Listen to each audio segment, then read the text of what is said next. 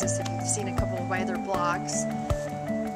This is my fig tree, and interestingly enough, since it's almost fall, the end of the summer, it's got some beautiful figs still on it. I want to show you one of these. Let's see if I can get it off there. There we go. So this tree is filled with beautiful fruit. You know, I know it's the end of summer because the fruit on this tree is ripe and ready to eat. In fact, I've been eating several. I've been giving them away and eating several. See how nice that is? It's actually juicy and kind of leaking a little on my hand. But you know what? There's a lot of indications that summer is almost over here. I've got a sweater on, and the lifeguard stands in my town were being stacked up on Main Beach, and that means they're getting ready to put them away. The reason for that, of course, is that the children have all gone back to school. The moms and the dads are relieved. They're kicking up their heels, and they're, you know, doing their other things now. They're getting ready for the holidays, probably, because they're right around the corner.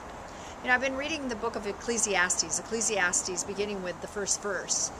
And in Ecclesiastes, we read that there's a time for everything and a purpose for everything under heaven, and that there's lots of seasons. Anyway, if you're not familiar with the book of Ecclesiastes, or if you haven't read it in a while, I encourage you to go and to read, starting with Ecclesiastes 3, verse 1. It's a beautiful passage of scripture. And you know what? It reminds me that we cycle through these 4 seasons year after year. Too many years that I'd hate to even mention, but I've done a few of these cycles now. And as we cycle through these seasons from fall that we'll be entering into here in the northern hemisphere in the next 3 days, from fall, then we go to winter, then we go to spring, then we go to summer again. And just as the seasons continue to rotate year after year after year, you know, the beautiful thing is that our lives are just like that. That through God and through this recycling and rebirth from season to season that we go through, we have the opportunity to kind of reinvent ourselves every season. I know for me, fall's a time to wear my sweaters, to put on my boots, to spend a little more time indoors being artsy, to carve pumpkins pretty soon here in the next month, to you know, just to start thinking about some indoor activities, to spending time inside with my family. And it's also a time to reflect back on some of the sad things that happened over the summer. I know that a lot of you have contacted me and said that you've either lost people that you love and are close to, or some of you have people in the hospital. Some of you have failing health yourself, and I've been praying for you. I know for us, we've lost a couple of people over the summer. Some dear friends died.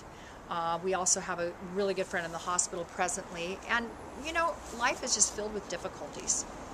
But the God says, and again, back to the book of Ecclesiastes, it says that things are meaningless. And yes, material things are meaningless. They pass away. But it also goes on to say that nothing is meaningless if God is in the center of your life. There is a purpose and a reason for everything. So I just want to encourage you, as you reflect back on this last few months, this last season, for me it was summer, to think about what you can take away with you, that was beautiful and wonderful, to grieve what was lost, of course, but to look forward to the next season and to think about who you can become in this next season that's presenting itself to you. Remember always that God is blessing you.